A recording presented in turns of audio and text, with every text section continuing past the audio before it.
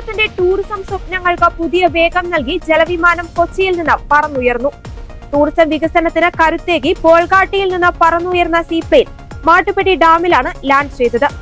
പരീക്ഷണ പറക്കൽ വിജയകരമായതോടെ ടൂറിസം രംഗത്ത് വമ്പൻ കുതിപ്പാണ് കേരളം പ്രതീക്ഷിക്കുന്നത്.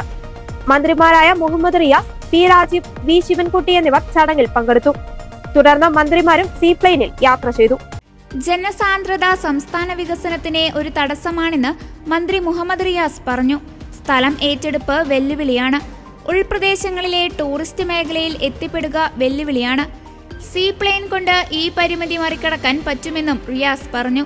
ജനപ്രതിനിധികളും KSEB ഹൈഡൽ ടൂറിസം ജീവനക്കാരും മാത്രമാണ് മാട്ടുപ്പെട്ടി ഡാമിലുണ്ടായത്. പൊതുജനങ്ങൾക്ക് പ്രവേശനം അനുവദിച്ചിരുന്നില്ല. ഇതിനായി ഡാമിൽ കാര്യമായി മാറ്റങ്ങളൊന്നും വരുത്തിയിട്ടില്ല.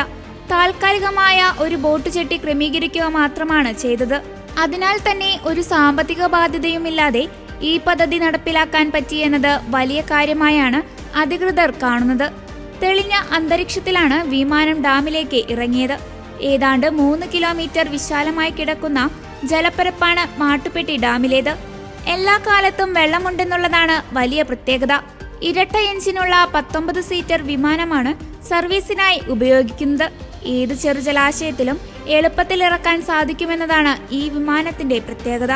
ചെറു വിമാനത്താവളങ്ങളെയും ജലാശയങ്ങളെയും ബന്ധിപ്പിക്കുക എന്നതാണ് സീപ്ലെയിൻ പദ്ധതിയുടെ ലക്ഷ്യം.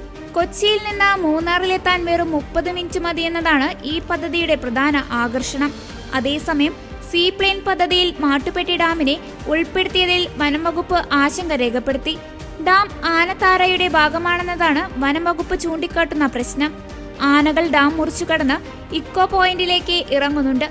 വിമാനം ഇറങ്ങുന്നത് ആനകളിൽ പ്രകോപനമുണ്ടാക്കാൻ കാരണമാകുമെന്നും സംയുക്ത പരിശോധനയിൽ വനംവകുപ്പ് അറിയിച്ചു. അതേസമയം സീപ്ലെയിനുമായി ബന്ധപ്പെട്ട എല്ലാ ആശങ്കയും പരിഹരിക്കുമെന്ന് മന്ത്രി പി രാജീവ് അറിയിച്ചു.